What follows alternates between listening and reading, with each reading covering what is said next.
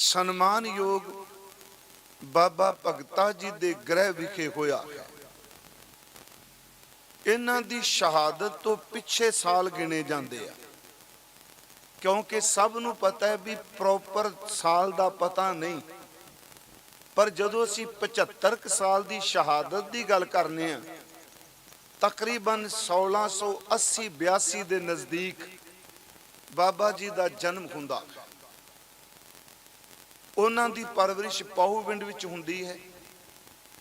ਉਸ ਤੋਂ ਬਾਅਦ ਮਾਤਾ ਪਿਤਾ ਜੀ ਉਹਨਾਂ ਨੂੰ ਸ਼੍ਰੀ ਅਨੰਦਪੁਰ ਸਾਹਿਬ ਲੈ ਜਾਂਦੇ ਆ। ਮੈਂ ਉਸ ਦਿਨ 27 ਤਰੀਕ ਨੂੰ ਇਹ ਮੰਜੀ ਸਾਹਿਬ ਅਰਜ਼ ਵੀ ਕੀਤੀ ਹੈ, ਪਰ ਮੈਂ ਥੋੜਾ ਜਿਹਾ ਜ਼ਿਕਰ ਕਰਕੇ ਬਾਣੀ ਚੋਂ ਬੇਨਤੀ ਕਰਨੀ। ਸ਼੍ਰੀ ਅਨੰਦਪੁਰ ਸਾਹਿਬ ਅੰਮ੍ਰਿਤ ਦੀ ਦਾਤ ਲੈਂਦੇ ਨੇ।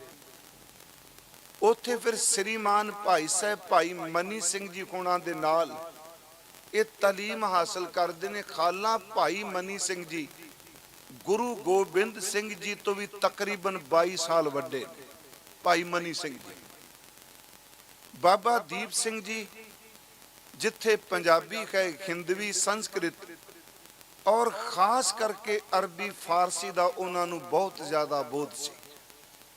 ਉੱਥੇ ਸ਼ਸਤਰ ਵਿਦਿਆ, ਘੋੜ ਅਸਵਾਰੀ, ਇਹ ਸਾਰੇ ਗੁਣ ਜਿਹੜੇ ਸਿੱਖੀ ਦੇ ਨੇ ਉਹ ਧਾਰਨ ਕਰਦੇ ਆ। ਗੁਰੂ ਗੋਬਿੰਦ ਸਿੰਘ ਜੀ ਦੀ ਰਹਿਮਤ ਦੇ ਪਾਤਰ ਬਣਦੇ ਹੋਏ ਸਤਿਗੁਰੂ ਦੇ ਹਜ਼ੂਰੀ ਸਿੱਖਾਂ ਵਿੱਚ ਇਹਨਾਂ ਦੀ ਸ਼ਮੂਲੀਅਤ ਹੋ ਜਾਂਦੀ ਹੈ। ਹਜ਼ੂਰੀਏ ਸਿੱਖ ਜਿਨ੍ਹਾਂ ਨੂੰ ਆਪਾਂ ਕਹਿੰਦੇ, ਉਹ ਪਾਹੂਵਿੰਡ ਆਉਂਦੇ ਆ, ਇੱਥੇ ਵੀ ਪ੍ਰਚਾਰ ਪ੍ਰਸਾਰ ਕਰਦੇ ਆ। ਜਦੋਂ ਸਤਿਗੁਰੂ ਗੁਰੂ ਗੋਬਿੰਦ ਸਿੰਘ ਜੀ ਮਹਾਰਾਜ ਦਮਦਮਾ ਸਾਹਿਬ ਦੀ ਧਰਤੀ ਤੇ ਆਉਂਦੇ ਨੇ, ਬਾਬਾ ਦੀਪ ਸਿੰਘ ਜੀ ਭਾਈ ਮਨੀ ਸਿੰਘ ਜੀ ਹੜਤਾਲੀ ਗੁਰਸਿੱਖਾਂ ਨੂੰ ਸਤਿਗੁਰੂ ਗੁਰੂ ਗ੍ਰੰਥ ਸਾਹਿਬ ਦੇ ਅਰਥ ਬੋਧ ਜਿਹੜੇ ਨੇ ਉਹ ਸੁਣਾਉਂਦੇ ਨੇ। ਆਪ ਸਭ ਨੂੰ ਪਤਾ ਹੈ ਗੁਰੂ ਕਾਲ ਵਿੱਚ ਕੁਝ ਰਚਨਾਵਾਂ ਦੇ ਟੀਕੇ ਦਾ ਜ਼ਿਕਰ ਮਿਲੇਗਾ, ਪਰ ਮੁਕੰਮਲ ਗੁਰੂ ਗ੍ਰੰਥ ਸਾਹਿਬ ਦਾ ਟੀਕਾ ਸਾਨੂੰ ਗੁਰੂ ਕਾਲ ਵਿੱਚ ਨਹੀਂ ਮਿਲਦਾ। ਸਤਿਗੁਰੂ ਦੇ ਸਮੇਂ ਮੈਂ ਕੁਝ ਰਚਨਾਵਾਂ ਦਾ ਤਾਂ ਜ਼ਿਕਰ ਕੀਤਾ। ਭਾਈ ਗੁਰਦਾਸ ਸਾਹਿਬ ਜੀ ਕੋਈ ਸ਼ਬਦਾਂ ਦੇ ਅਰਥ ਖੋਲਦੇ ਆ, ਭਾਈ ਬਾਲੇ ਵਾਲੀ ਜਨਮ ਸਾਖੀ 'ਚ ਕੁਝ ਅਰਥ ਖੋਲਦੇ ਆ। ਉਂਝ ਗੁਰਬਾਣੀ ਦੀ ਲਖਤੀ ਟੀਕਾਕਾਰੀ ਜਿਹੜੀ ਹੈ ਉਹ ਸਭ ਤੋਂ ਪਹਿਲਾਂ ਬਾਬੇ ਪਿਰਥੀ ਚੰਦ ਦਾ ਬੇਟਾ ਬਾਬਾ ਮਿਹਰਵਾਨ ਸ਼ੁਰੂ ਕਰਦਾ, ਕਿਉਂਕਿ ਜਿਹੜਾ ਉਹਦਾ ਗੁਣ ਸੀ ਉਹਦੀ ਗੱਲ ਮੈਂ ਜ਼ਰੂਰ ਕਰਾਂਗਾ। ਪਰ ਉਂਝ ਉਹਨਾਂ ਨੇ ਗੁਰੂ ਗ੍ਰੰਥ ਸਾਹਿਬ ਦੀ ਬਾਣੀ ਦਾ ਸ਼ਰੀਕਾ ਕੀਤਾ, ਕਿਉਂਕਿ ਉਹਦੀ ਜਦੋਂ ਰਚਨਾ, ਮੈਂ ਖਿਮਾ ਕਰਿਓ ਮੈਂ ਕੱਚੀ ਬਾਣੀ ਜਾਣ ਕੇ ਨਹੀਂ, ਮੈਂ ਇਸ ਕਰਕੇ ਕਿ ਉਹਨਾਂ ਰਚਨਾ ਕਿਸ ਤਰ੍ਹਾਂ ਦੀ ਕੀਤੀ। ਜਿਹੜਾ ਬੰਦਾ ਬਾਣੀ ਨਹੀਂ ਪੜ੍ਹਦਾ, ਯਾਦ ਰੱਖਿਓ ਕਈ ਵਾਰੀ ਪਿਰਥੀਏ ਦੇ ਪੁੱਤਰ ਦੇ ਸ਼ਬਦ ਪੜ੍ਹ ਕੇ ਉਹਨੂੰ ਭੁਲੇਖਾ ਪੈ ਜਾਏਗਾ। ਸੁਖਮਨੀ ਸਾਹਿਬ ਦੇ ਬਰਾਬਰ ਉਹਨੇ ਰਚਨਾ ਕੀਤੀਆਂ। ਇਸ ਤਰ੍ਹਾਂ ਸਲੋਕ ਲਿਖੇ। ਮੇਰੇ ਕਹਿਣ ਤੋਂ ਮੁਰਾਦ ਉਸ ਵਕਤ ਕੰਠੋ ਅਰਥ ਚੱਲਦੇ, ਜਿੱਥੋਂ ਅਸੀਂ ਕਹਿੰਦੇ ਆ ਸੰਪਰਦਾਵਾਂ ਸੀਨਾ ਬਸੀਨਾ ਉਹ ਅਰਥ ਸਾਂਭ ਕੇ ਰੱਖਦੀਆਂ ਰਹੀਆਂ। ਬਾਬਾ ਦੀਪ ਸਿੰਘ ਜੀ ਦਮਦਮਾ ਸਾਹਿਬ ਟਿਕਿਆ ਤੇ ਸਤਿਗੁਰਾਂ ਨੇ ਇਹਨਾਂ ਦੀ ਸੇਵਾ ਲਾਈ। ਪਹਿਲੀ ਵਿਦਿਆ ਪੜ੍ਹਨੀ, ਬੱਚਿਆਂ ਨੂੰ, ਵਿਦਿਆਰਥੀਆਂ ਨੂੰ ਵਿਦਿਆ ਦੇਣੀ, ਅੰਮ੍ਰਿਤ ਛਕਾਣਾ, ਰਹਿਤ ਮਰਿਆਦਾ ਦ੍ਰਿੜ ਕਰਾਣੀ, ਅੰਮ੍ਰਿਤ ਸੰਚਾਰ ਕਰਨੇ, ਲੋੜ ਪੈਣ ਤੇ ਪੰਥ ਦੇ ਨਾਲ ਹਰ ਵਿਪਤਾ ਵਿੱਚ, ਮੁਸੀਬਤ ਵਿੱਚ ਸਾਥ ਦੇਣਾ। ਬਾਬਾ ਦੀਪ ਸਿੰਘ ਜੀ ਨੇ ਸਰਹੰਦ ਫਤਿਹ ਵੇਲੇ ਆਪ ਸ਼ਮੂਲੀਅਤ ਕੀਤੀ ਹੈ। ਰਤਨ ਸਿੰਘ ਭੰਗੂ ਨੇ ਉਹਨਾਂ ਦੇ ਦੰਦ ਟੁੱਟਣ ਦਾ ਜ਼ਿਕਰ ਕੀਤਾ ਪੰਥ ਪ੍ਰਕਾਸ਼ ਅੰਦਰ। ਬਾਬਾ ਦੀਪ ਸਿੰਘ ਸ਼੍ਰੀ ਅਨੰਦਪੁਰ ਸਾਹਿਬ 3 ਮਹੀਨੇ ਕਥਾ ਕੀਤੀ ਬਾਬਾ ਬੰਦਾ ਸਿੰਘ ਬਹਾਦਰ ਦੇ ਵੇਲੇ। ਉਸ ਕਥਾ ਦੀ ਜਿੱਦਣ ਸਮਾਪਤੀ ਹੋਈ ਤੇ ਬਾਬਾ ਦੀਪ ਸਿੰਘ ਜੀ ਨੂੰ ਜ਼ਿੰਦਾ ਸ਼ਹੀਦ ਦਾ ਖਿਤਾਬ ਦਿੱਤਾ ਗਿਆ ਅਨੰਦਪੁਰ ਸਾਹਿਬ। ਉਹਨਾਂ ਦੀ ਗੁਣਾਂ ਦੀ ਜਦੋਂ ਉਪਮਾ ਕੀਤੀ ਗਈ ਕਿ ਬਾਬਾ ਦੀਪ ਸਿੰਘ ਜੀ 'ਚ ਆਹ ਗੁਣ ਬਾਬਾ ਬੰਦਾ ਸਿੰਘ ਬਹਾਦਰ ਨੇ, ਤੇ ਬਾਬਾ ਜੀ ਨੇ ਸੰਗਤ ਵਿੱਚ ਖਲੋ ਕੇ ਨਿਮਰਤਾ ਸਹਿਤ ਇਹਨਾਂ ਸ਼ਬਦਾਂ ਦਾ ਉੱਤਰ ਦਿੱਤਾ, ਇਸ ਵਿੱਚ ਮੇਰਾ ਕੁਝ ਵੀ ਨਹੀਂ, ਇਹ ਸਤਿਗੁਰੂ ਗੁਰੂ ਗੋਬਿੰਦ ਸਿੰਘ ਮਹਾਰਾਜ ਜੀ ਦੀਆਂ ਮਿਹਰਾਂ, ਇਹ ਉਹਨਾਂ ਦੀ ਕਿਰਪਾ ਹੈ। ਦਮਦਮਾ ਸਾਹਿਬ ਟਿਕ ਗਏ। 4 ਗੁਰੂ ਗ੍ਰੰਥ ਸਾਹਿਬ ਦੇ ਸਵਰੂਪ ਉਹਨਾਂ ਨੇ ਆਪ ਉਤਾਰੇ ਕੀਤੇ। ਇਹ ਸਾਰੇ ਅਸੀਂ ਮੰਨਦੇ ਹਾਂ। 4 ਸਵਰੂਪ ਗੁਰਮੁਖੀ ਲਿਪੀ ਵਿੱਚ ਤੇ ਇੱਕ ਸਵਰੂਪ ਕਿਹਾ ਜਾਂਦਾ ਉਹਨਾਂ ਨੇ ਅਰਬੀ ਦੇ ਵਿੱਚ ਲਿਖਿਆ ਸੀ। ਤੇ ਉਸ ਦਿਨ ਮੈਂ ਮੰਜੀ ਸਾਹਿਬ ਬੇਨਤੀ ਕੀਤੀ, ਦੇਖੋ ਅਰਬੀ ਫਾਰਸੀ ਵਰਤਦੇ ਆ, 4 ਸਵਰੂਪ ਗੁਰਮੁਖੀ ਚ, ਅਰਬੀ ਫਾਰਸੀ। ਅੱਜ ਅਸੀਂ ਭਾਵੇਂ ਜ਼ਬਾਨ ਤੋਂ ਸ਼ੇਰ ਬੋਲ ਜਾਂਦੇ ਹਾਂ, ਪਰ ਸਾਨੂੰ ਉਹਨਾਂ ਉਸ ਭਾਸ਼ਾ ਦੇ ਸ਼ਬਦਾਂ ਦੇ ਤਹਿ ਦਾ ਪਤਾ ਨਹੀਂ। ਉਸ ਵਿੱਚ ਸਾਡੀ ਮੁਸ਼ਕਲ ਹੈ, ਕਿਉਂਕਿ ਉਸ ਭਾਸ਼ਾ ਜਾਂ ਬੋਲੀ ਉਹ ਹੀ ਜਿਉਂਦੀ ਰਹਿੰਦੀ ਹੈ ਜਿਹੜੀ ਰੋਜ਼ਮर्रा ਜ਼ਿੰਦਗੀ ਵਿੱਚ ਵਰਤੋਂ ਕੀਤੀ ਜਾਏ। ਫਿਰ ਬੇਨਤੀ ਹੈ ਕਿ ਮੰਨ ਲਓ ਫਾਰਸੀ ਬੋਲੀ ਗੁਰਦੇਵ ਦੇ ਵੇਲੇ ਬੋਲੀ ਜਾਂਦੀ ਸੀ, ਇੱਥੋਂ ਤੱਕ ਕਿ ਮਹਾਰਾਜਾ ਰਣਜੀਤ ਸਿੰਘ ਦੇ ਵੇਲੇ ਜਿਹੜੀ ਦਫ਼ਤਰੀ ਜ਼ਬਾਨ ਸੀ, ਜਿਹੜੀਆਂ ਫਾਈਲਾਂ ਬਣਦੀਆਂ ਸਨ, ਦਸਤਾਵੇਜ਼ ਸਨ, ਉਹ ਸਿੱਖ ਰਾਜ ਵੇਲੇ ਵੀ ਫਾਰਸੀ ਸੀ। ਮੈਂ ਆਪ ਨੂੰ ਇਸ ਕਰਕੇ ਬੇਨਤੀ ਕਰਾਂ ਕਿ ਫਾਰਸੀ ਭਾਸ਼ਾ ਦਾ ਉਸ ਦਿਨ ਕਿਹਾ ਸੀ, ਸੰਸਕ੍ਰਿਤ ਔਰ ਫਾਰਸੀ ਭਾਸ਼ਾ ਖਾਸ ਕਰਕੇ ਦੇਵਨਾਗਰੀ ਦੀ, ਜਿੰਨੀ ਦੇਰ ਤੱਕ ਸਾਨੂੰ ਉਹਦੇ ਬੇਸਿਕ ਅੱਖਰਾਂ ਦੀ ਪਹਿਚਾਣ ਨਹੀਂ, ਯਾਦ ਰੱਖਿਓ ਗੁਰੂ ਗ੍ਰੰਥ ਸਾਹਿਬ ਦੇ ਅਰਥ ਕਰਨ ਦੇ ਵਿੱਚ ਦਿੱਕਤ ਆਏਗੀ, ਕਿਉਂਕਿ ਉਹ ਸ਼ਬਦ ਕਿੱਥੋਂ ਚੱਲਦਾ ਹੈ, ਉਹਦਾ ਮਤਲਬ ਕੀ। ਮੈਂ ਉਸ ਦਿਨ ਕਿਹਾ ਕਿ ਅਸੀਂ ਜਪਜੀ ਸਾਹਿਬ ਪੜ੍ਹਨੇ ਆ, ਉਸ ਦੀ ਇੱਕ ਤੁਕ ਵਿੱਚ ਹੀ ਦੋਨੋਂ ਦੇ ਦਿੱਤੇ ਨੇ, ਹੁਕਮ ਰਜਾਈ ਚੱਲਣਾ, ਨਾਨਕ ਲਿਖਿਆ ਨਾਲ। ਹੁਕਮ ਸ਼ਬਦ ਅਰਬੀ ਦਾ ਹੈ ਤੇ ਰਜ਼ਾਈ ਸ਼ਬਦ ਜਿਹੜਾ ਹੈ ਇਹ ਫਾਰਸੀ ਦਾ ਹੈ। ਮਹਾਰਾਜ ਨੇ ਦਰਜ ਕੀਤੇ ਆ ਦੋਨੋਂ, ਹੁਕਮ ਅਤੇ ਰਜਾ। ਖੈਰ ਆਪਣਾ ਵਿਸ਼ਾ ਇਹ ਨਹੀਂ ਕੋਈ ਬੋਲੀ ਦਾ, ਪਰ ਮੇਰੇ ਕਹਿਣ ਤੋਂ ਮੁਰਾਦ ਕਿ ਬਾਬਾ ਦੀਪ ਸਿੰਘ ਜੀ ਕਿੰਨੀ ਕੁ ਪਕੜ ਹੋਵੇਗੀ ਉਹਨਾਂ ਦੀ ਅਰਬੀ ਦੀ, ਕਿ ਉਹਨਾਂ ਨੇ ਪੂਰੇ ਗੁਰੂ ਗ੍ਰੰਥ ਸਾਹਿਬ ਦਾ ਉਤਾਰਾ ਅਰਬੀ ਦੇ ਵਿੱਚ ਕਰ ਦਿੱਤਾ। ਕਿਉਂਕਿ ਅੱਜ ਦੀ ਪੰਜਾਬੀ ਤਾਂ ਹੈ ਨਹੀਂ। ਜਦੋਂ ਆਪ ਸਾਰੇ ਬੈਠੇ ਹੋ, ਗੁਰੂ ਗ੍ਰੰਥ ਸਾਹਿਬ ਵਿੱਚ ਜਿਹੜੀ ਪੰਜਾਬੀ ਹੈ ਇਹ ਤਕਰੀਬਨ 1000 ਸਾਲ ਪੁਰਾਣੀ ਪੰਜਾਬੀ ਹੈ, ਅੱਜ ਦੀ ਪੰਜਾਬੀ ਨਹੀਂ। ਅੱਜ ਦੀ ਪੰਜਾਬੀ ਵਿੱਚ ਸਾਡੇ ਉਹ ਸ਼ਬਦ ਅਲੋਪ ਨੇ, ਪਰ ਗੁਰੂ ਗ੍ਰੰਥ ਸਾਹਿਬ ਵਿੱਚ ਉਹ ਸ਼ਬਦ ਨੇ। ਇਹਨੂੰ ਥੋੜਾ ਜਿਹਾ ਫਿਰ ਬੇਨਤੀ ਨੂੰ ਸੁਣਿਓ। ਅੱਜ ਅਸੀਂ ਇਹ ਸ਼ਬਦ ਵਰਤਨੇ, ਕਿਵੇਂ, ਜਿਵੇਂ, ਤਿਵੇਂ, ਇਵੇਂ। ਉਦੋਂ ਇਹ ਸ਼ਬਦ ਨਹੀਂ ਸਨ ਜ਼ਿਆਦਾ ਪ੍ਰਚਲਿਤ, ਹੈ ਸਨ ਪਰ ਜ਼ਿਆਦਾ ਨਹੀਂ। ਉਦੋਂ ਅਸੀਂ ਕੇਵ, ਏਵ, ਜੇਵ, ਤੇਵ, ਇਹ ਸਾਰੇ ਸ਼ਬਦ ਗੁਰੂ ਗ੍ਰੰਥ ਸਾਹਿਬ ਵਿੱਚ। ਖਾਸ ਕਰਕੇ ਜਪਜੀ ਸਾਹਿਬ ਦੀ ਇਹ ਪਵਿੱਤਰ ਬਚਨ, ਕਿਵ ਕਰ ਆਖਾਂ ਕਿਵ ਸਾ ਲਾਹੀ, ਕਿਉਂ ਵਰਨੀ ਕਿਵ ਜਾਣਾ। ਇਹ ਚ ਸ਼ਬਦ ਕਿਉਂ ਆਇਆ? ਕਿਵ ਪੁਰਾਤਨ ਸ਼ਬਦ ਹੈ, ਕਿਉਂ ਜਿਹੜਾ ਸ਼ਬਦ ਸੀ ਉਹ ਨਵੀਨ ਪੰਜਾਬੀ ਦਾ ਸੀ। ਜਿਵੇਂ ਹੁਣ ਕੋਈ ਬੰਦਾ ਲਿਖੇ ਕਿਰਪਾ ਲਿਖਦਾ, ਸਿੱਧਾ ਪੂਰਾ ਰਾਰਾ ਪਾਉਂਦਾ, ਪਰ ਗੁਰੂ ਗ੍ਰੰਥ ਸਾਹਿਬ ਤੇ ਕੱਕੇ ਦੇ ਪੈਰ ਚ ਰਾਰਾ ਹੁੰਦਾ, ਕਿਰਪਾ, ਕਿਰਪਾ, ਕਿਰਪਾ। ਅੱਜ ਕਿਰਿਆ ਲਿਖੋ ਤੇ ਪੂਰਾ ਰਾਰਾ ਪਾਉਂਦੇ ਆ, ਪਰ ਗੁਰੂ ਗ੍ਰੰਥ ਸਾਹਿਬ ਦੇ ਕੱਕੇ ਦੇ ਪੈਰ ਵਿੱਚ ਵੀ ਰਾਰਾ ਹੁੰਦਾ।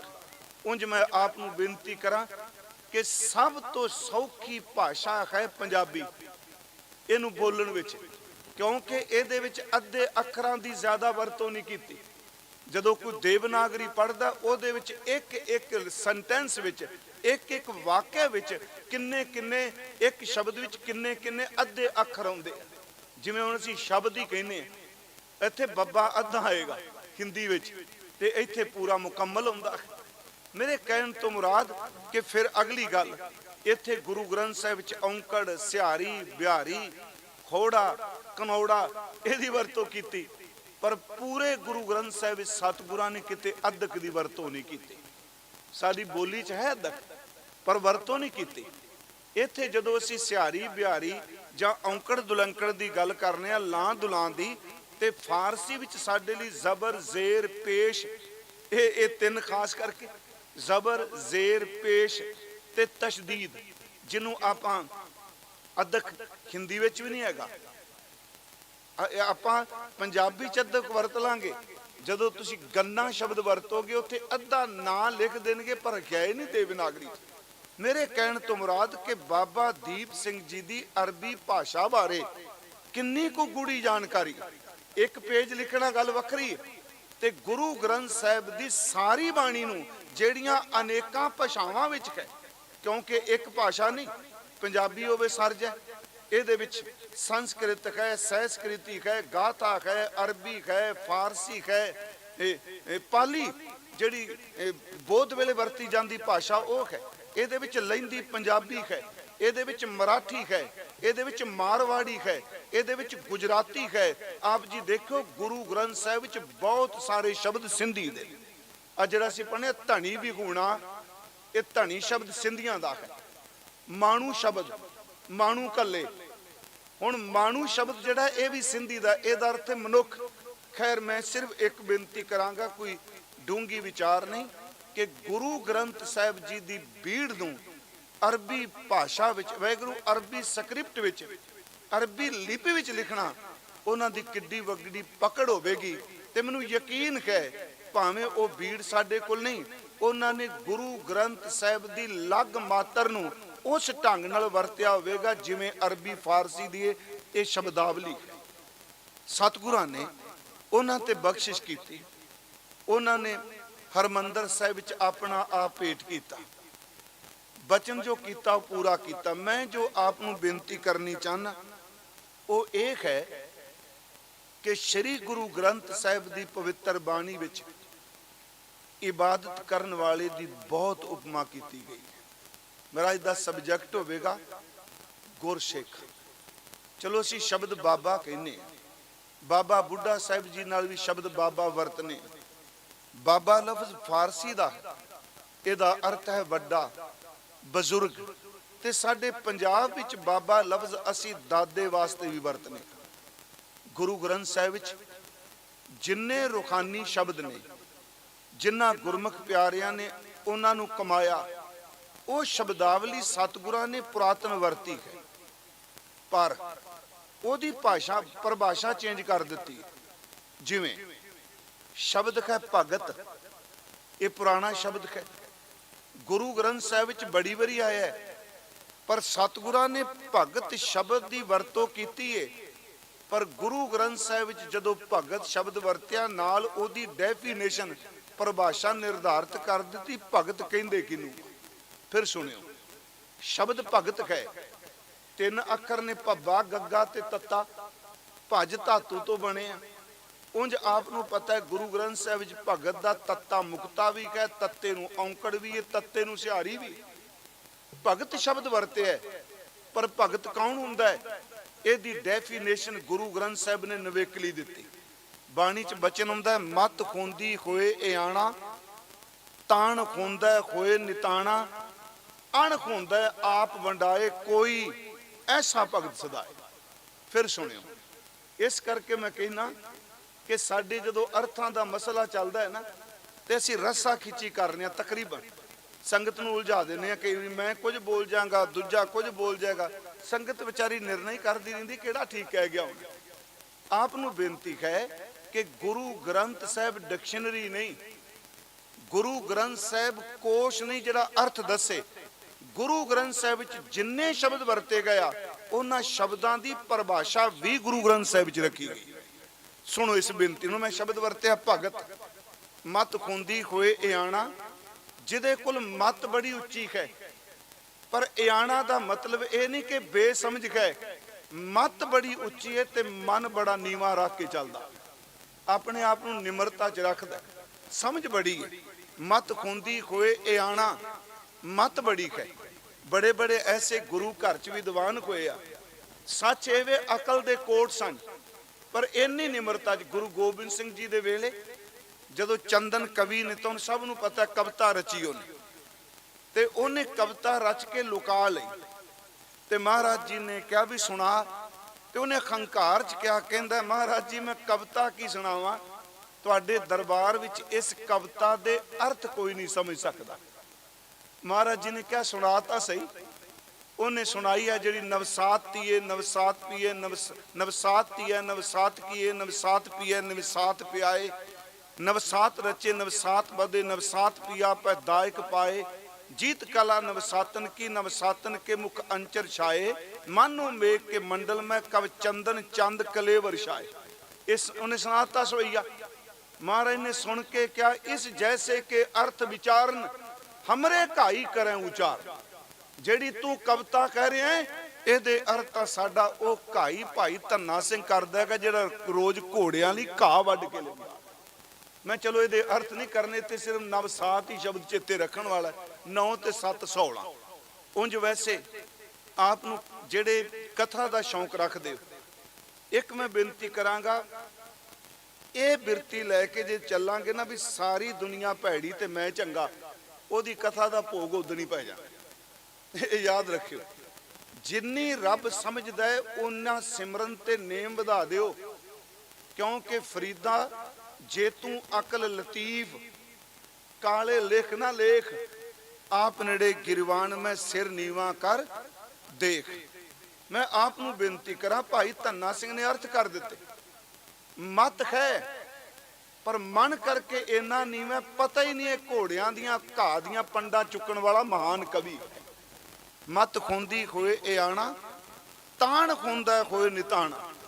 ਤਾਕਤ ਇੰਨੀ ਜੋ ਬੋਲੇ ਹੋ ਜਾਏਗਾ, ਪਰ ਸਭ ਕੁਝ ਪਿੰਡੇ ਤੇ ਹਟਾ ਜਾਂਦਾ। ਤੱਤੀ ਤਵੀ ਤੇ ਬੈਠ ਕੇ ਕਦੀ ਆਪਾ ਨਹੀਂ ਜਣਾ, ਤਾਕਤ ਨਹੀਂ ਭਲਾ। ਅਣਖ ਹੁੰਦਾ ਆਪ ਵੰਡਾਏ, ਅਣਖ ਹੁੰਦਾ ਦਰ ਤੇ ਥੋੜੀ ਜੀ, ਥੋੜੀ ਤੋਂ ਥੋੜੀ ਚੀਜ਼ ਵੀ ਵੰਡ ਦੇਣੀ, ਤਮਾ ਨਾ ਕਰਨਾ। ਬਾਬੇ ਕੋਲ ਤਿਲ ਸੀ, ਉਹਨੇ ਤਿਲ ਵੀ ਵੰਡ ਦਿੱਤਾ ਨਾਨਕ ਮਤੇ। ਇਹ ਘਟਨਾ ਨਾਨਕ ਮਤੇ ਦੀ।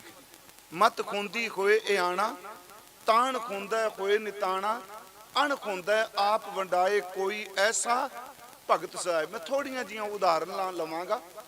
ਅਸੀਂ ਸ਼ਬਦ ਵਰਤਨੇ ਆ ਬ੍ਰਹਮ ਗਿਆਨੀ, ਸ਼ਬਲੀ ਵਰਤਨੇ ਆ, ਪਰ ਮੈਂ ਕਈ ਵਾਰੀ ਬੇਨਤੀ ਕਰਨਾ ਹੁੰਨਾ, ਸਾਡੀ ਕਮਜ਼ੋਰੀ ਸਮਝੋ ਜਾਂ ਮਜਬੂਰੀ ਸਮਝੋ, ਸਾਨੂੰ ਸ਼ਬਦ ਵਰਤਨੇ ਪੈਂਦੇ ਆ। ਕਮਜ਼ੋਰੀ ਮੈਂ ਕਹਾਂਗਾ, ਸੱਚ ਇਹ ਵੇ ਸਾਡੀ ਏਡੀ ਅਵਸਥਾ ਹੀ ਨਹੀਂ ਕਿਸੇ ਨੂੰ ਬ੍ਰਹਮ ਗਿਆਨੀ ਦਾ ਸਰਟੀਫਿਕੇਟ ਦੇ ਸਕੇ। ਮੈਂ ਨਿੰਦਿਆ ਨਹੀਂ ਕਰਾਂਗਾ, ਪਰ ਮੇਰੀ ਅਵਸਥਾ ਹੈ ਉਹ। ਜਿਵੇਂ ਸਤਿਗੁਰਾਂ ਨੇ ਕਿਹਾ, ਮੰਨੇ ਕੀ ਗਤ ਕਹੀ ਨਾ ਜਾਏ, ਜੇ ਕੋ ਕਹੇ ਪਿੱਛੇ ਪਛਤਾਏ। ਕਾਗਦ ਕਲਮ ਨਾ ਲਿਖਣ ਹਾਰ, ਮੰਨੇ ਕਾ ਬਹਿ ਕਰਨ ਵਿਚਾਰ। ਐਸਾ ਨਾਮ ਨਿਰੰਜਨ ਹੋਏ, ਜੇ ਕੋ ਮਨ ਜਾਣੇ ਮਨ ਕੋਏ। ब्रह्म ज्ञानी दे लफ्जी अर्थ कोश ने ब्रह्म को जानने वाला, परमात्मा नू जानने वाला। पर गुरु ग्रंथ साहिब ने अर्थ वखरे कर दिते, परिभाषिक अर्थ दिते। मन साचा मुख साचा सोए, अवर ना पेखै एक बिन कोए। नानक ए लक्षण ब्रह्म ज्ञानी खोए। शब्द वरत्या तीन गल्लां कही। लफ्ज कहे संत, ਵੇਖੋ ਇਹ ਐਵੇਂ ਨਿੰਦਿਆ ਨਾ ਕਰ ਲੱਗ ਪਈ। ਇਹ ਵੀ ਮੈਨੂੰ ਪਤਾ ਹੈ ਇਹਨਾਂ ਸ਼ਬਦਾਂ ਨਾਲ ਇੰਨੀ ਘੇਟ ਕਰਨੇ ਅਸੀਂ, ਕਿਉਂਕਿ ਸਾਨੂੰ ਖਾਸ ਮੁੱਦੇ ਤੋਂ ਭਟਕਾ ਦਿੱਤਾ। ਜਿਵੇਂ ਹੁਣ ਵੀ ਸਾਡੇ ਨਾਲ ਵਾਪਰਿਆ, ਜਿਹੜਾ ਵਿਚਾਰ ਕੁਝ ਹੁੰਦੀ ਏ ਖਿੱਚ ਕੇ ਕਿਸੇ ਪਾਸੇ ਲੈ ਜਾਂਦੇ ਆ। ਮੈਂ ਕਹਿੰਦਾ ਕਿ ਸੰਤ ਲਫ਼ਜ਼ ਦੇ ਸੱਲੇ ਸਾਰੇ ਗੰਦੇ ਬੰਦੇ ਹੁੰਦੇ ਆ, ਸ਼ਬਦ ਕਹਿਣਾ ਨਹੀਂ ਚਾਹੀਦਾ। ਜੋ ਗੁਰੂ ਗ੍ਰੰਥ ਸਾਹਿਬ ਵਿੱਚ ਕਹੇ उस अवस्था विच खेडन वाले गुरसिख अज भी हैं, पर यह गल वखरी के अडंबर करके नहीं बैठे। संत एक सुरत की अवस्था, संत एक अंदर की अवस्था। जिवें सतगुरां ने जदों संत लफ्ज वरतिया, वो तुहानूं सब नूं पता है कि जिन्ना सास गिरास ना विसरै, हर नामा मन मंत, धन से सही नानका पूर्ण सोई संत। जिदे सास गिरास परमात्मा भुले ना, उहनूं संत कह दिता। मैं अर्ज करा शब्द है साध, असी बाणी च पढ़ने साध, पर जदों भाई साहब नूं पुछया गुरदास साहब नूं साध किनूं कहंदे आ, कहंदे ने साध होवे जिहड़ा 9 बुमियां ते काबू पा गया, 9 दरवाजे कंट्रोल कर गया। अखां नक कन जीभ नासका वासना वालियां इंद्रियां। साध का अर्थ है साधना। 9 दरवाजे साध साध सदाया। साध ओही है जिहड़ा 9 दरवाजियां ते काबू पा गया।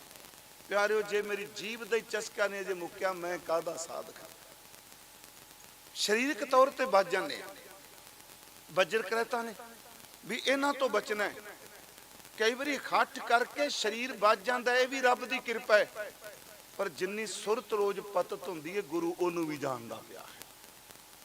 शरीर की पततपुणा तो बचा लांगे, जिहड़ा सुरत विच पततपुणा चलदा है। सच्ची एवे गुरु अगे अरदास करो कि सानू सुरत करके भी पतत ना होण दे। पत दा अर्थ हुंदा डिग्गिया होया। मैं आप ਨੂੰ ਬੇਨਤੀ ਕਰ ਲੱਗਾ ਜਿਹੜੀ ਕਿ ਦੇਖੋ ਇਹ ਸ਼ਬਦ ਕਿੰਨੇ ਪਿਆਰੇ ਨੇ, ਇੱਥੋਂ ਤੱਕ ਇਹਨਾਂ ਸ਼ਬਦਾਂ ਨੂੰ ਨੈਗੇਟਿਵ ਸੈਂਸ ਵਿੱਚ ਵੀ ਲਿਆ ਤੇ ਪੋਜ਼ਿਟਿਵ ਵੀ ਲਿਆ।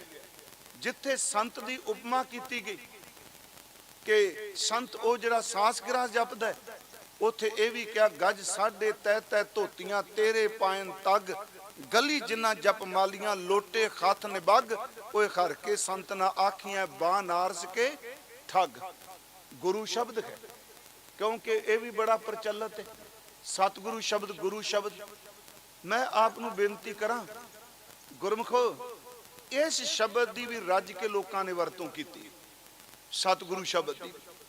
ਗੁਰੂ ਸ਼ਬਦ ਪੋਜ਼ਿਟਿਵ ਹੀ ਹੈ, ਜਿਵੇਂ ਅਸੀਂ ਪਾਠ ਕਰਨੇ ਆ ਨਾਰਾਇਣ ਨਰਪਤ ਨਮਸਕਾਰ ਹੈ, ਐਸੇ ਗੁਰ ਕੋ ਬਲ ਬਲ ਜਾਈਐ ਆਪ ਮੁਕਤ ਮੋਏ ਤਾਰੈ। ਸਤਿਪੁਰਖ ਜਿਨ ਜਾਣਿਆ ਸਤਿਗੁਰ ਤਿਸ ਕਾ ਨਾਉ, ਤਿਸ ਕੈ ਸੰਗ ਸਿੱਖ ਉਦਰੈ ਨਾਨਕ ਹਰ ਗੁਣ ਗਾਓ। ਉੱਥੇ ਗੁਰੂ ਸ਼ਬਦ ਬਾਰੇ ਕਿਹਾ ਕਬੀਰ ਮਾਏ ਮੁੰਡੋ ਤੇ ਗੁਰੂ ਕੀ, ਲਫ਼ਜ਼ ਤਾਂ ਗੁਰੂ ਹੀ ਆਇਆ ਨਾ, ਮਾਏ ਮੁੰਡੋ ਉਸ ਗੁਰੂ ਦੀ ਮਾਂ ਦਾ ਸਿਰ ਮੁੰਡੇ, ਸਿੱਧੇ ਸ਼ਬਦ ਅਰਥ ਹੀ ਕੀਤੇ ਸਭ ਨੇ। कबीर माए मुंडों ते गुरु की जानते भरम न जाए, आप डूबे चौं वेद में चेले दिए बहाए।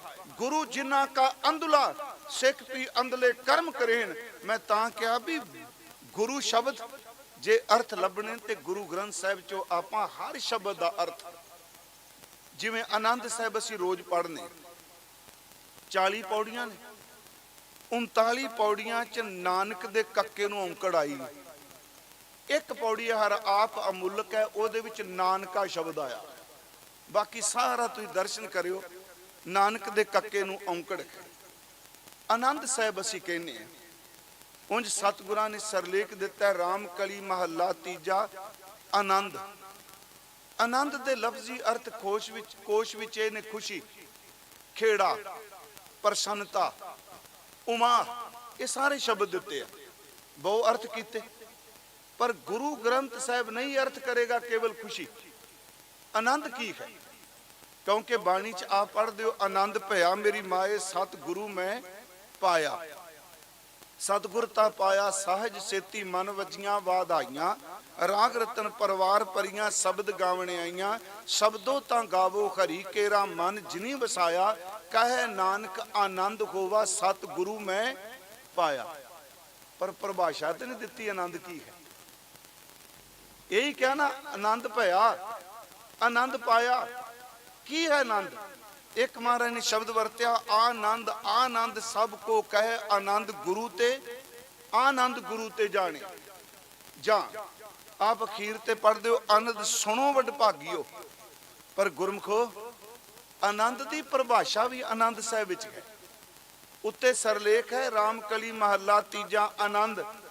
यदी परिभाषा केवल खुशी नहीं, खुशी आउंदी है, एक हुंदी है सच्ची खुशी जिन्हों असीं कहने लख खुशियां पातशाहियां। ये वे एक खुशी होवे जिहड़ी आउंदी है, पर हर खुशी अपने नाल गमी लैके आउंदी।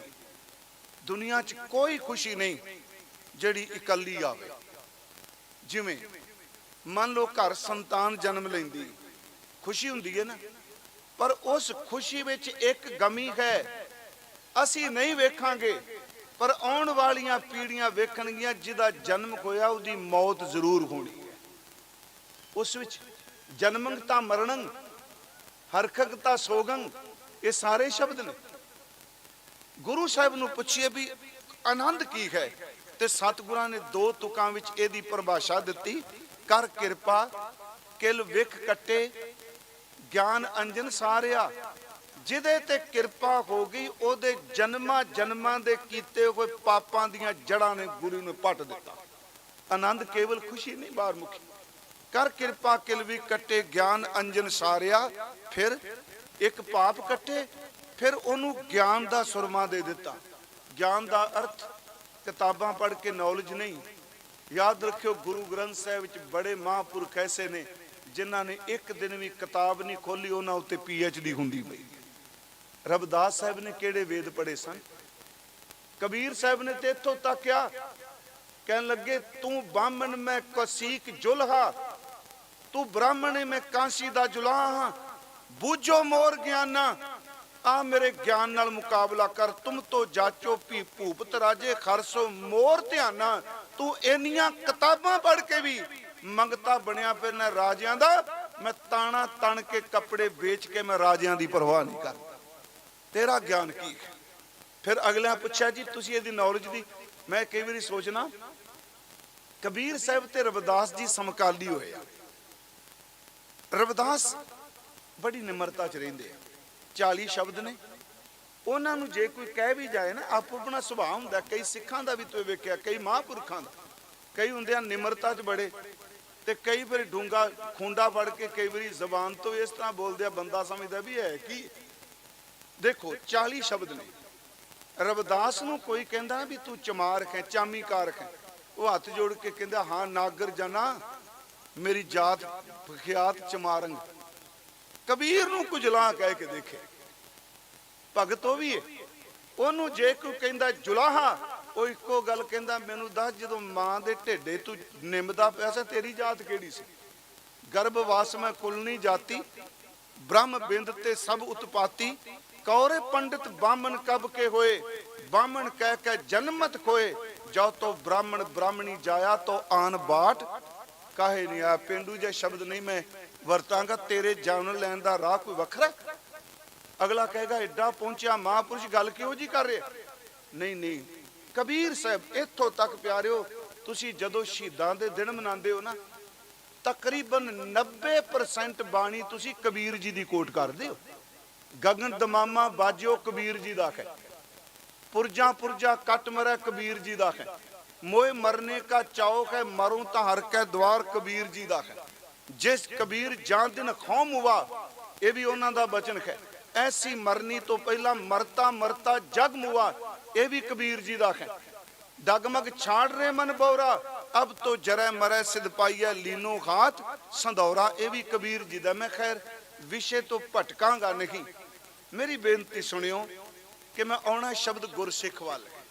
बाबा जी लिए जेड़ा भी शब्द तुसी टिकाओगे ना, बाबा दीप सिंह जी नूं भगत कहो, संत कहो, गुरमुख कहो, साध कहो, गुरसिख कहो, खालसा कहो, हर जन कहो, जन कहो।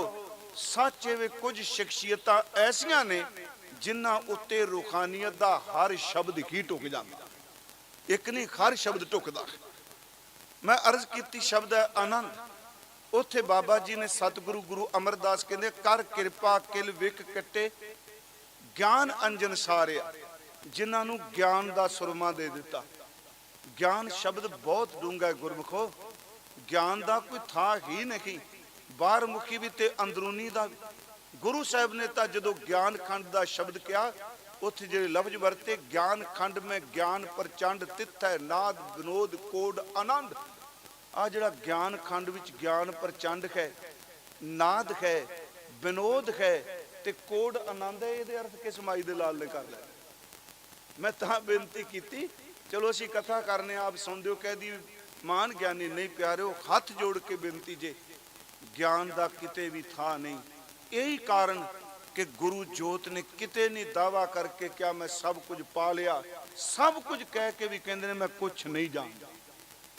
आप रह रस का पाठ कर दो। ये 27वीं पौड़ी है जपजी साहब विच। सो दर विच पहला शब्द है, राग आसा विच पहला शब्द है। जदों सो दर पढ़ने सतगुरु इत्थे 3 तरह के कीर्तन का जिक्र करते हैं। एक दृष्टमान कीर्तन है, एक अदृष्ट कीर्तन है, एक खंडा ब्रह्मंडा का कीर्तन है। जिस शब्द नूं 3 वारी गुरु ग्रंथ साहब दर्ज किया वो मिथ नहीं, वो आम कविता नहीं। जदों असीं पढ़ने गावन तुद नूं पंडित पढ़न रखीशर, ये दृष्टमान है। गावन तुद नूं जति सती संतोखी गावन वीर करारे, ये जड़ा है ये दृष्टमान है। जदों आप पढ़ते हो गावन तुद नूं चित गुप्त लिख जानन, लिख लिख धर्म विचारे, ये अदृष्ट है। गावन तुद नूं पवन पानी बैसंतर गा रहे ने ना, अदृष्ट ने। गावन तुद नूं खंड बनल ब्रह्मंडा प्यारिओ, ओदा कीर्तन तां खंडा ब्रह्मंडा दे विच हुंदा पिया। किड्डा उच्चा शब्द है। फिर मेरी बेनती है सारे कीर्तना का जिक्र है।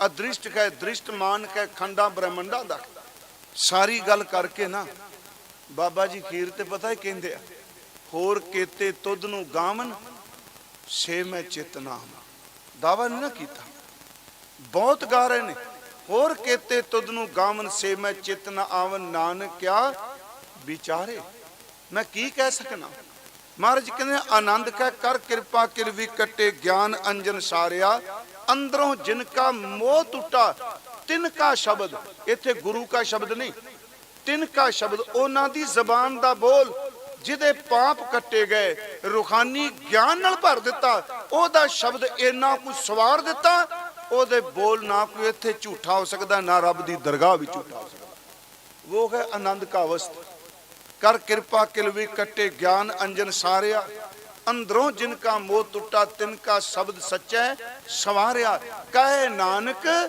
एहो आनंद है आ है आनंद राम कली महला तीजा आनंद देखो शब्द च ये 40 पौड़ियां च परिभाषा दे दी कहे नानक एहो आनंद कहे आनंद गुरु ते जानिया मैं आप नूं सिर्फ संखेप जिहा कि धन धन बाबा दीप सिंह जी मैं केड़े लफ्ज वरतां भगत संत गुरमुख पर उंज जे गुर सिख शब्द वरतां ते होर भी बेहतर बाबा जी ने किसी नूं माड़ा नहीं कहा धन धन भागत ना भगत जना जो हर नामा हर मुख कहते हैं अर्थां दी लोड़ नहीं सीधे शब्द ने जी धन धन भागत ना संत जना जो हर जस सरवणी सुनते हैं वो भगत धनता जोग जिहड़ा मूँह तो वाहिगुरू कहंदा हरि कहंदा है वो संत जन धनता जोग जिहड़ा कन्ना नाल परमात्मा दा यस सुनदा धन धन भाग तिना साध जना हर कीर्तन गाए गुणी जन बनते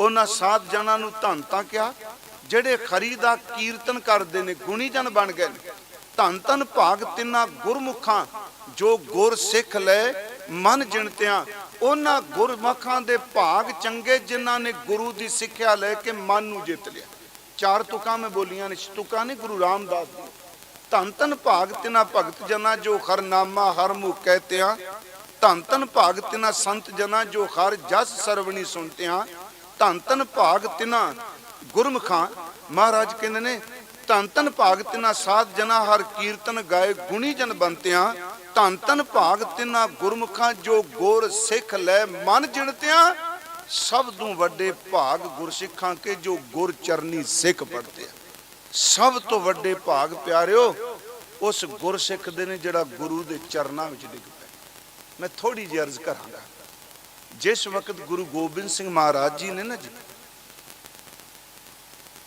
हजूर साहब गुरु ग्रंथ साहब जी नूं रस्मी तौर ते मैं रस्मी लफ्ज वरत रहा उंज शब्द की प्रधानता आदि काल तो है जिस वक्त सतगुरु पंजां तत्तां दे इस पवित्र चोले विच वरतदे सन उदों भी शब्द की महानता है आपां सारे बाणी चों पढ़ने गुरु नानक साहब जी कहंदे शब्द गुरु सुरत धुन चेला गुरु रामदास बचन करदे आ कि हजूर कहने बाणी गुरु गुरु है बाणी ਜਾਂ सतगुरु बचन बचन है सतगुरु पादर मुक्त जनावै गो गुरु अमरदास कहते आवो सिख सतगुरु के प्यारिओ गावो सच्ची बाणी धन गुरु अर्जुन साहब कहते हमारी प्यारी अमृत धारी गुरनिमख न मनते तारी शब्द की प्रधानता आदि काल तो है प्यारिओ आप सूझवान हो शब्द ते उदों भी सी जदों कुछ भी पैदा नहीं सी होया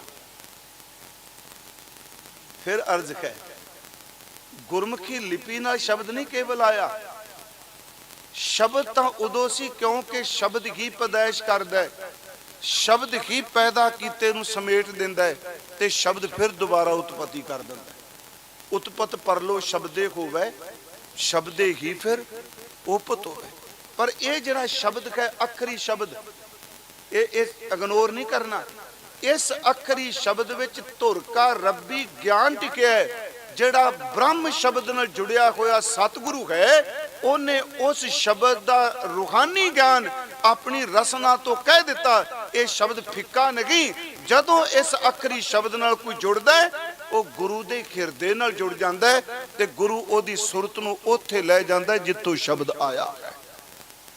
ਮੈਂ ਆਪ ਨੂੰ ਫਿਰ ਬੇਨਤੀ ਕਰਾਂ, ਆ ਗੁਰੂ ਗੋਬਿੰਦ ਸਿੰਘ ਜੀ ਦੇ ਸਾਖੀ ਸੁਣਾਉਂਦੇ ਨੇ ਗੁਰਮੁਖ ਕਥਾ ਵਾਚਕ ਹੁਮਾ ਪੰਛੀ ਦੇ ਖੰਭਾਂ ਦੀ ਨਾ, ਤੇ ਮਹਾਰਾਜ ਨੇ ਕਿਹਾ ਹੁਮਾ ਪੰਛੀ ਦੇ ਖੰਭ ਨਾਲ ਤੀਰ ਬੰਨ ਕੇ ਤੀਰ ਚਲਾਓ, ਇਹ ਖੰਭ ਤੀਰ ਨੂੰ ਉੱਥੇ ਲੈ ਜਾਂਦਾ ਜਿੱਥੇ ਖੁਮਾ ਪੰਛੀ ਹੈ। ਖੰਭ ਨਾਲ ਤੀਰ ਬੰਨ ਕੇ ਤੀਰ ਚਲਾਓ, ਇਹ ਉੱਥੇ ਲੈ ਜਾਏਗਾ ਜਿੱਥੇ ਖੁਮਾ ਪੰਛੀ ਹੈ। ਮਹਾਰਾਜ ਕਹਿੰਦੇ ਆ ਇਹ ਸ਼ਬਦ ਗੁਰੂ ਗ੍ਰੰਥ ਸਾਹਿਬ ਦਾ ਉਸ ਖੰਭ ਦੀ ਤਰ੍ਹਾਂ ਹੈ। ਆਪਣੀ ਸੁਰਤ ਨੂੰ ਇਹਦੇ ਵਿੱਚ ਬੰਨ ਦਿਓ, ਇਹ ਬਾਣੀ ਸੁਰਤ ਨੂੰ ਉੱਥੇ ਲੈ ਜਾਏਗੀ ਜਿੱਥੋਂ ਬਾਣੀ ਆਈ ਹੈ। ਜਿਹਨੂੰ ਧੁਰ ਕੀ ਬਾਣੀ ਆਈ ਤਿਨ ਸਗਲੀ ਚਿੰਤ ਮਿਟਾਈ।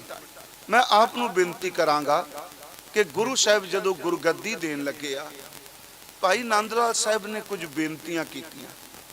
ਉਂਝ ਆਪ ਜ਼ਰੂਰ ਕਿਰਪਾ ਕਰਿਓ, ਭਾਈ ਨੰਦ ਲਾਲ ਸਾਹਿਬ ਜੀ ਦੀ ਰਚਨਾ ਤਾਂ ਸਾਰੀ ਫਾਰਸੀ ਵਿੱਚ, ਕੁਝ ਪੰਜਾਬੀ ਵਿੱਚ ਹੈ, ਪਰ ਫਿਰ ਵੀ ਗੁਰਮੁਖੀ ਲਿਪੀ ਵਿੱਚ ਸਾਨੂੰ ਉਹਦੇ ਅਰਥ ਮਿਲ ਜਾਂਦੇ ਆ। ਮੈਂ ਤੁਹਾਡੇ 5-7 ਮਿੰਟ ਲੈਣੇ ਨੇ, ਜ਼ਿਆਦਾ ਟਾਈਮ ਨਹੀਂ ਲਾਂਗਾ, ਟਿਕਾ ਬਖਸ਼ਿਓ। ਜਿੰਨਾ ਪਿਆਰ ਸੱਚੀ ਜੇ ਸਿੱਖੀ ਕਮਾਣੀ ਹੈ ਨਾ, ਇੱਕ ਭਾਈ ਗੁਰਦਾਸ ਤੇ ਦੂਜੇ ਭਾਈ ਨੰਦ ਲਾਲ ਨੂੰ ਇੱਕ ਵਾਰੀ ਜ਼ਰੂਰ ਪੜ੍ਹਿਓ ਪਲੀਜ਼। ਮੈਂ ਦੂਜਿਆਂ ਦਾ ਜ਼ਿਕਰ ਨਹੀਂ ਕਰ ਰਿਹਾ, ਬੜੇ ਬੜੇ ਮਹਾਂਪੁਰਖ ਜਿਨ੍ਹਾਂ ਦੀਆਂ ਰਚਨਾਵਾਂ ਨੇ। ਭਾਈ ਗੁਰਦਾਸ ਸਾਹਿਬ ਤੇ ਭਾਈ ਨੰਦ ਲਾਲ, ਕਿਉਂਕਿ ਉਹਨਾਂ ਸਿੱਖੀ ਕਮਾਈ ਹੈ, ਉਹਨਾਂ ਸਿੱਖੀ ਦਾ ਪ੍ਰਚਾਰ ਕੀਤਾ ਹੈ। ਜੇ ਗੁਰੂ ਨੂੰ ਸੁਰਤ ਦੀ ਜਿਹੜੀ ਉਡਾਰੀ ਹੈ, ਸ਼ਬਦ ਸੁਰਤ ਕੀ ਹੈ, ਅਮਿਓ ਰਸ ਕੀ ਹੈ, ਆਨੰਦ ਸ਼ਬਦ ਕੀ ਹੈ, ਜੇ ਉਸ ਅਵਸਥਾ ਦੀ ਡਿਟੇਲ ਪੜ੍ਹਨੀ ਹੈ ਤੇ ਭਾਈ ਗੁਰਦਾਸ ਸਾਹਿਬ ਦੇ ਪਹਿਲੇ ਕਵਿਤ ਜ਼ਰੂਰ ਪੜ੍ਹਿਓ। ਖਾਸ ਕਰਕੇ 80 ਕਵਿਤ ਆਰੰਭ ਵਾਲੇ ਜਿਹੜੇ ਨੇ ਉਹ ਪੜ੍ਹਨ ਵਾਲੇ ਤੇ ਇਗਨੋਰ ਨਾ ਕਰੀਏ।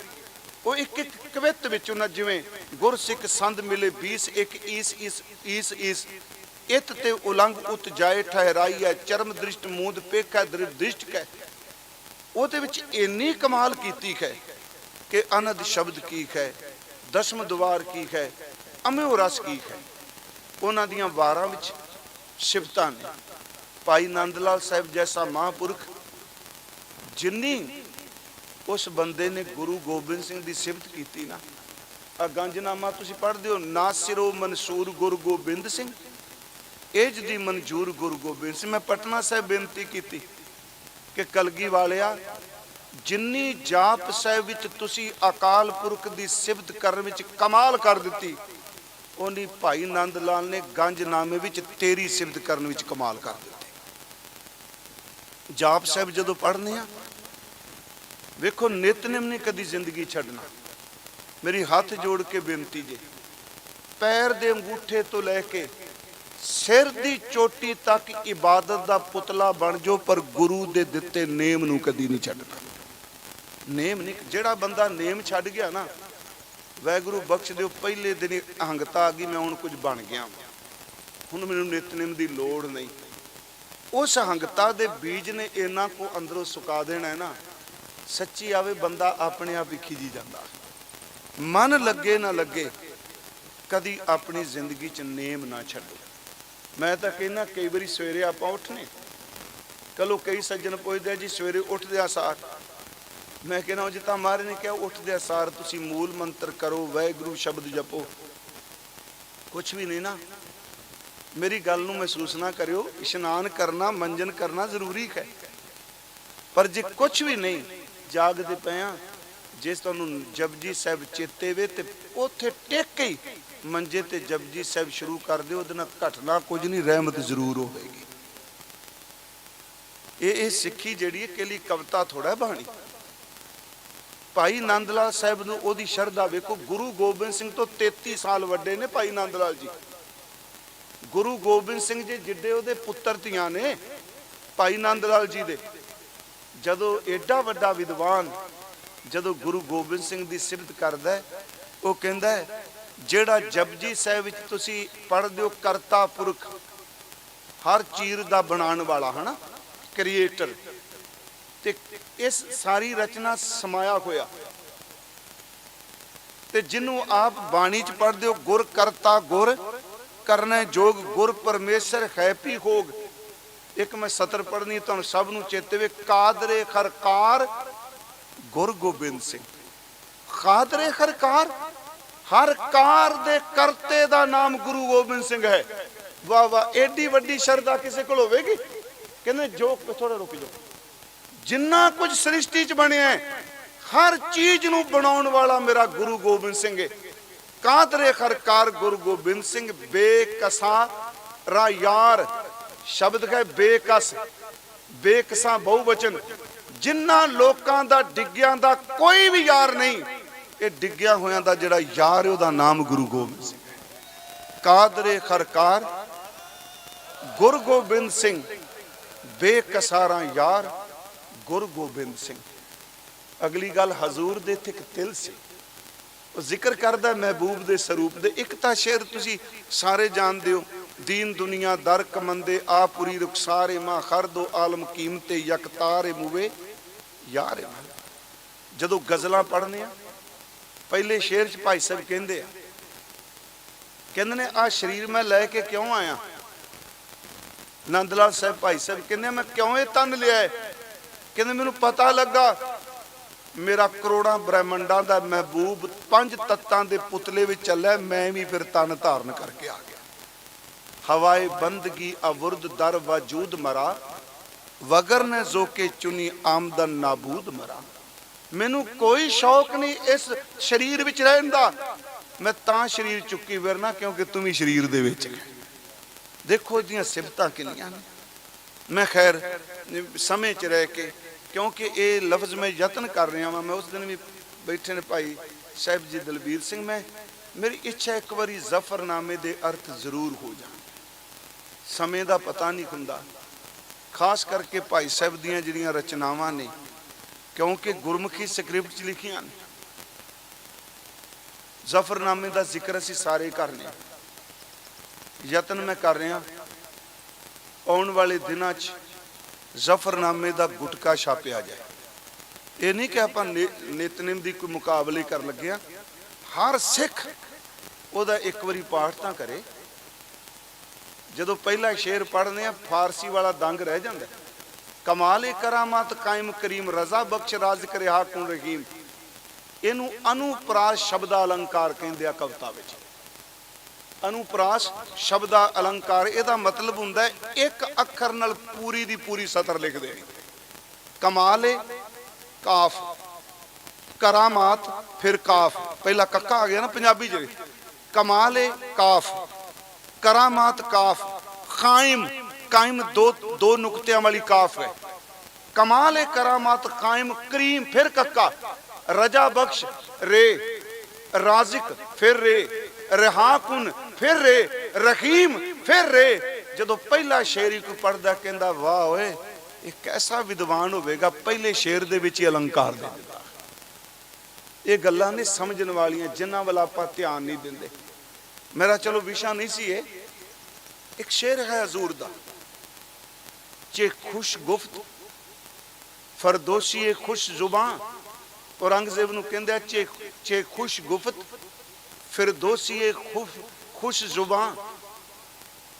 ਕਹਿੰਦੇ ਨੇ ਫਿਰਦੋਸੀ ਨੇ ਬੜੀ ਚੰਗੀ ਗੱਲ ਕਹੀ ਹੈ। ਹੁਣ ਫਿਰਦੋਸੀ ਕੌਣ ਹੈ? ਮੈਂ ਲਫ਼ਜ਼ ਵਰਤ ਦਿੱਤਾ ਫਿਰਦੋਸੀ, ਪਰ ਜ਼ਫਰਨਾਮੇ 'ਚ ਨਾ ਆਇਆ। ਉਹਦੇ ਵਿੱਚ ਕਹਿੰਦੇ ਸ਼ਤਾਬੀ ਵਿਵਦ ਕਾਰੇ ਆਰਮਨਾ। ਅਸਲ 'ਚ ਫਿਰਦੋਸੀ ਹੋਇਆ ਈਰਾਨ ਵਿੱਚ। ਇਹਨੇ ਸ਼ਾਹਨਾਮਾ ਲਿਖਿਆ, 60,000 ਸ਼ੇਰ ਲਿਖਿਆ। ਗੁਰੂ ਗੋਬਿੰਦ ਸਿੰਘ ਦੀ ਨਜ਼ਰ ਵਿੱਚੋਂ ਪੂਰੇ ਦਾ ਪੂਰਾ ਸ਼ਾਹਨਾਮਾ ਲਿਖਿਆ ਨਿਕਲਿਆ ਹੈ। ਐਵੇਂ ਸਤਿਗੁਰੂ ਦੀ ਰਚਨਾ ਨੂੰ ਖੰਡਨ ਕਰ ਲੱਗ ਪੈਣਾ ਦੁੱਕੀ ਦਾ ਬੰਦਾ ਨਹੀਂ ਹੁੰਦਾ, ਤੇ ਗੁਰੂ ਗੋਬਿੰਦ ਸਿੰਘ ਦੀ ਰਚਨਾ ਨੂੰ ਚੈਲੰਜ ਕਰਦਾ ਕੋਈ। ਉਹ ਦੇਖੋ ਸ਼ਬਦ ਵਰਦਾ ਚੇ ਖੁਸ਼ ਗੁਪਤ। ਸਤਿਗੁਰੂ ਕਹਿੰਦੇ ਚੇ ਖੁਸ਼ ਗੁਪਤ ਫਿਰਦੋਸੀ ਖੁਸ਼ ਜ਼ੁਬਾਨ। ਔਰੰਗਜ਼ੇਬ ਤੂੰ ਸ਼ਾਹਨਾਮਾ ਪੜਿਆ ਹੋਣਾ। ਸ਼ਤਾਬੀ ਬਵਦ ਕਾਰੇ ਆਰਮਨਾ। ਕਾਲੀ ਕੰਮ ਕਰਨਾ ਸ਼ੈਤਾਨ ਦਾ ਕੰਮ ਹੁੰਦਾ ਹੈ। ਤੂੰ ਕਾਲੀਆਂ ਕੀਤੀਆਂ, ਤੂੰ ਸ਼ੈਤਾਨਾਂ ਵਾਲਾ ਕੰਮ ਕੀਤਾ। ਸ਼ਾਹਨਾਮਾ ਪੜੀ, ਫਿਰਦੋਸੀ ਨੇ ਵੀ ਲਿਖਿਆ ਹੋਇਆ। ਮੇਰੇ ਕਹਿਣ ਤੋਂ ਮੁਰਾਦ ਦੇਵੇ ਐਸੇ ਦੀਨ ਦਿਆਲ ਸਤਿਗੁਰੂ ਜਦੋਂ ਪਿਆਨਾ ਕਰ ਲੱਗੇ ਭਾਈ ਨੰਦ ਲਾਲ ਸਾਹਿਬ ਦਾ ਤਨਖਾਹਨਾਮਾ ਜ਼ਰੂਰ ਪੜ੍ਹਿਓ। ਉਹਦੇ ਵਿੱਚ ਪੁੱਛਦੇ ਨੇ ਸਤਿਗੁਰੂ ਆਪ ਜੀ ਦੇ ਦੀਦਾਰ ਕਰਨੇ ਆ। ਹਜ਼ੂਰ ਕਹਿੰਦੇ ਨੰਦ ਲਾਲ ਗੁਰੂ ਦੇ 3 ਰੂਪ ਨੇ, ਇਹਨੂੰ ਸੁਣਿਓ, ਇਹ ਸਾਰੇ ਬਾਣੀ ਚ ਨੇ। ਇੱਕ ਰੂਪ ਹੋਵੇ ਜਿਹੜਾ ਦਿਸਦਾ ਨਹੀਂ, ਪਰ ਜਿੱਥੇ ਤੁਸੀਂ ਜਾਂਦੇ ਹੋ ਤੁਹਾਡੇ ਨਾਲ ਜਾਂਦਾ, ਦਿਸਦਾ ਨਹੀਂ। ਪਰ ਉਦਾਹਰਨ ਇੱਕ ਦਿੱਤੀ ਆਸਮਾਨ ਦੀ, ਆਕਾਸ਼ ਦੀ। ਆਪ ਜਿੱਥੇ ਵੀ ਜਾਓਗੇ ਆਕਾਸ਼ ਨਾਲ ਜਾਏਗਾ। ਅੱਗੇ ਪੁੱਛਦੇ ਨੇ ਭਾਈ ਸਾਹਿਬ ਸਤਿਗੁਰੂ ਇਹ ਕਿਸ ਤਰ੍ਹਾਂ? ਇੱਕ ਗੁਰੂ ਦਾ ਰੂਪ ਸਾਰੀਆਂ ਥਾਵਾਂ ਤੇ। ਹਜ਼ੂਰ ਕਹਿੰਦੇ ਨੰਦ ਲਾਲ ਜਿਵੇਂ ਕਰੋੜਾਂ ਘੜੇ, ਅਣਗਿਣਤ ਘੜੇ, ਚਲੋ ਗਿਣਤੀ ਨਾ ਕਰੀਏ, ਅਣਗਿਣਤ ਘੜੇ ਪਾਣੀ ਦੇ ਮੱਟ ਭਰੇ ਹੋਣ, ਹਰ ਮੱਟ ਦੇ ਉੱਤੋਂ ਚੱਪਣੀ ਚੁੱਕੋ ਤੇ ਹਰ ਮੱਟ ਵਿੱਚੋਂ ਆਕਾਸ਼ ਦਿਸੇਗਾ, ਪ੍ਰਤੀਬਿੰਬ ਦਿਸੇਗਾ, ਇੱਥੇ ਵੀ ਦਿਸੇਗਾ, ਅੰਮ੍ਰਿਤਸਰ ਵੀ ਦਿਸੇਗਾ ਇੱਕੋ ਵੇਲੇ। ਜਿਵੇਂ ਇੱਕ ਆਕਾਸ਼ ਹਜ਼ਾਰਾਂ ਘੜਿਆਂ ਵੀ ਦਿਸਦਾ ਹੈ, ਭਾਵੇਂ ਗੁਰੂ ਨਾਨਕ ਦੇ ਸਿੱਖ ਅਰਬਾਂ ਖਰਬਾਂ ਹੋ ਜਾਣ, ਹਰ ਸਿੱਖ ਵਿੱਚ ਗੁਰੂ ਨਾਨਕ ਦਿਸੇਗਾ। ਇਹ ਨਿਰਗੁਣ ਹੈ, ਤੈ ਗੁਣਾ ਤੋਂ ਪਰੇ ਹੈ। ਭਾਈ ਸਾਹਿਬ ਨੇ ਲਿਖਿਆ, ਭਾਈ ਸਾਹਿਬ ਦੀ ਰਚਨਾ ਹੈ, 3 रूप है मोहे के सुनो नंद चित लाए। मैं शब्द आने लगा गुरसिख। 3 रूप है मोहे के सुनो नंद चित लाए, निर्गुण सरगुण गुरु शब्द कहूं तो है समझाए। एक निर्गुण, निर्गुण का अर्थ है नहीं कि गुण नहीं, वो तो गुणवंता है। उत्थे निर्गुण का अर्थ रजगुण तमगुण सतगुण की माया तो उपर है। एक रूप ते गुण ते परै, नेत नेत जे निगम उचरै, घट घट व्यापक अंतर जामी, पूर रहो जो जल घट पानी। इस तरह जिवे आकाश सारिया घड़ियां च, ते सच ये बड़ा नुकता समझण वाला है। आ शरीर है ते मेरे नाल गुरु है, गुटका साहिब है, मैनू जुबान बानी चेते वे, आप नू चेते वे, जिथे जाओगे मैं गुरुद्वारे चला, ते जिदन आ छड़ दिता उदों गुरु किवें जाना नाल? आकार है ते आकार च गुरु है। गल ध्यान नाल सुनियो फिर दोबारा। आकार है, आकार विच अखर रूप विच गुरु समाया है, ते जिदन ऐस आकार ने मिट्टी होना है, अंदर वाले निराकार ने निकलना है। आत्मा दा की आकार? उत्ते फिर गुरु दा ओ रूप जांदा है जिहड़ा अरूप हुंदा है। ओनू गुरु कहंदा सो सतगुर प्यारा मेरा नाल है। फिर सुनियो, फिर किते आपां मिलिया मौका ਇਹਦਾ ਜ਼ਿਕਰ ਕਰਾਂਗੇ। ਪੂਰ ਰਿਓ ਜੋ ਜਲ ਘਟ ਪਾਣੀ। ਮਹਾਰਾਜ ਦੂਸਰਾ ਫਿਰ ਸਤਿਗੁਰੂ ਥੋੜੇ ਜਿਹਾ ਦ੍ਰਿਸ਼ਟਮਾਨ ਤੇ ਆ ਕੇ ਕਹਿ ਲੱਗੇ, ਦੂਸਰ ਰੂਪ ਗ੍ਰੰਥ ਜੀ ਜਾਨ, ਇਨੋ ਅੰਗ ਮੇਰੋ ਕਰਮਾਨ। ਅੰਗ ਕਿਹਾ, ਫਿਰ ਲਫ਼ਜ਼ ਪਹਿਲੋ ਵੇਖੋ ਅੱਜ ਕੱਲ ਕੋਈ ਪੰਨਾ ਕਹਿੰਦਾ, ਕੋਈ ਪੱਤਰਾ ਕਹਿੰਦਾ, ਅੱਜ ਕੱਲ ਦੀ ਨਵੀਂ ਪੀੜ੍ਹੀ ਪੇਜ ਕਹਿਣ ਲੱਗ ਪਈ ਹੈ ਨਾ। ਮੈਨੂੰ ਪਤਾ ਹੈ ਦਰਬਾਰ ਸਾਹਿਬ ਕਥਾ ਕਰਨੇ ਆ, मेरे जबान तो चलो मैं तो अंग शब्द वरत्या। एक सज्जन का फोन आया, पढ़े लिखे बड़े सन, कहते भाई साहब जी तुहाडे तो आस नहीं सी।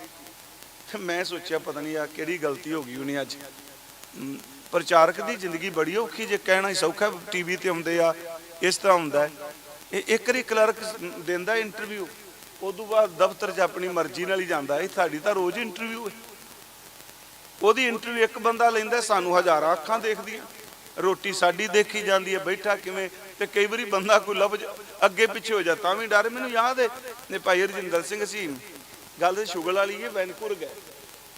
चलो आपो अपना सुभाव हुंदा, मैं घट ही मिलना जी, मैं हंकार करके नहीं कहंदा, डर ही लगदा है ना। तो वो कहंदे ने भी भाई साहब जी कदी पिंदरपाल सिंह हसदा नहीं? वो कहंदा हसदा है पर लोकी हसन कोई नहीं देंदे। मैनूं भाई साहब ने सुनाई गल, मैं क्या जी गलती? कहते तुसी गुरु ग्रंथ साहब नूं देह बना दिता, अंग क्या है? मैं क्या वीरा मैं नहीं क्या, गुरु गोबिंद सिंह ने क्या है। इनो अंग मेरो करमान, ये केवल पत्रे नहीं, ये पेज नहीं, ये प्रतक सतगुरु है। ये अंग है, गुरु साहब ने अंग वरते है। ते एक लफ्ज तुसी वरते हो संग, कहने जाप साहब की समाप्ति है सदा अंग संगे अभंगन कुत्ते। मेरा ख्याल है करनामे में कीती सी कथा है, बैठे निशान सिंह वीर जी। अंग गुरु अंग संग, जिहड़ा अंग हुंदा है ना वो संग तो बिना रह ही नहीं सकता। ये बड़ा डूंगा शब्द है अंग संग। अंग संग तो बिना नहीं रह सकता। सुनियो थोड़ा जिहा बीबियो भैणो वीरो कागर तब तुहाडे मेरे हाथ अंग ने ना, पर मैं अंग नूं घर रख के थोड़ा आ जाऊंगा। जे मेरे पैर लत्तां पीड़ करदे ने थोड़ा कहना लत्तां रख आवां घर चलीए। अंग संग ही रहेगा। अखां जे अंग ने ते संग रहणगियां। मेरा गुरु अंग संग जदों कहंदा चेते रखी जिवें तेरे तन दे अंग तेरे नाल रहिंदे ने, संग रहिंदे ने, इसे तरह तेरा सतगुरु भी अंगां तो वध तेरे नाल रहिंदा। कह रविदास हाथ पे हाथ अंग है, कहने हाथ तो भी नेड़े। वो महाराज कहंदे आ नंद लाल दूसर रूप ग्रंथ जी जान, इनो अंग मेरो करमान, रोम रोम अक्षर सो लहो, बात जथार्थ तुम सो कहो, जो सी गुर दर्शन की चाहे, दर्शन करे ग्रंथ जी आखे, प्रभात समय करके इशनान, तीन प्रदक्षिणा करे सुजान, जो मम साथ करन चाहे बात, ग्रंथ जी पढ़े विचारे साथ। महाराज जी ने जदों कहा भी आ है मेरा, हुण भाई साहब दे मन च आया कि महाराज आ स्वरूप जिहड़ा आप जी दा दाड़ा, आप जी दी दस्तार, आप जी दा ये स्वरूप कह लगे वो भी है। एक निर्गुण है, एक गुरु शब्द है। ये तिन्नां नूं वख वख नहीं करना, मैं तीन कह दिते जरूर। निर्गुण है, गुरु शब्द है। तीसरा कह लगे तीसरा मेरा स्वरूप सिख है, पर शर्त वो गुरबाणी विच दिन रात भीजा होवे। तीसरा महाराज दा बचन है, तीसर रूप सिख है मोर, गुरबाणी रत निस अर भोर। जेड़ा दिन रात बाणी च भीजा है, ओदे स्वरूप दे दर्शन करियो, ओदे चेहरे विच मेरे दर्शन होणगे। मैं अर्ज करा धन धन बाबा दीप सिंह जी, ऐसे महान गुरसिख ने। उस दिन मैं शहीदां भी कहा कि जिन्हें बाबा जी का सिर लाया दम तो उस बंदे च बड़ा सी। एडे वड्डे महापुरख के सिर नूं ला देना, भावें जो मर्जी शब्द वरतो, कोई ना कोई तो सी उहदे पल्ले, बावां दा जोर सी। बस आई सिक्खी दी बख्शिश है। वो उम्र करके भी महाराज तो बाबा जी तो अद्धी उम्र दा है, जवान। जदों उन्हें पूरे जोर नाल ललकार के बाबा जी नूं वार कीता, श्रीमान भाई साहब भाई रणधीर सिंह जी कहंदे आ गुरमत नाम अभ्यास विचों कहंदे आ किताब च कि बाबा दीप सिंह दे अंदर नाम दियां इन्नियां तरंगां सन। उदन उन्हां दे खंडे उत्ते भी नाम दा असर होया पिया सी। 18 शेर दा खंडा सी, ज्ञानी ज्ञान सिंह ने 18 शेर दा लिखिया। किड्डा मां दा लाल ने वंगारिया बाबा जी नूं। बस रूहानीयत दा इन्ना ही फर्क है। हट करके मर जाना लेखे नहीं पैंदा।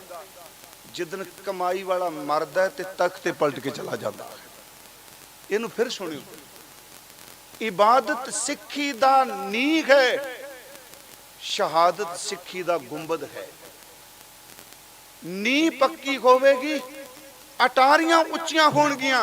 जिन्नी किसे दी इबादत होवेगी ओडी वड्डी ओदी शहादत होवेगी। इबादत और शहादत।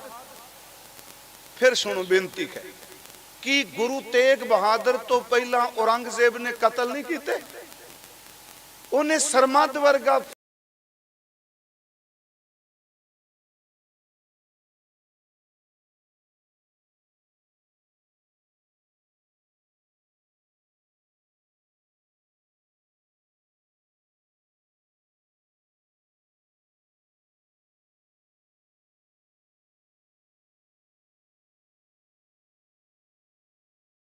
थान मिट गया।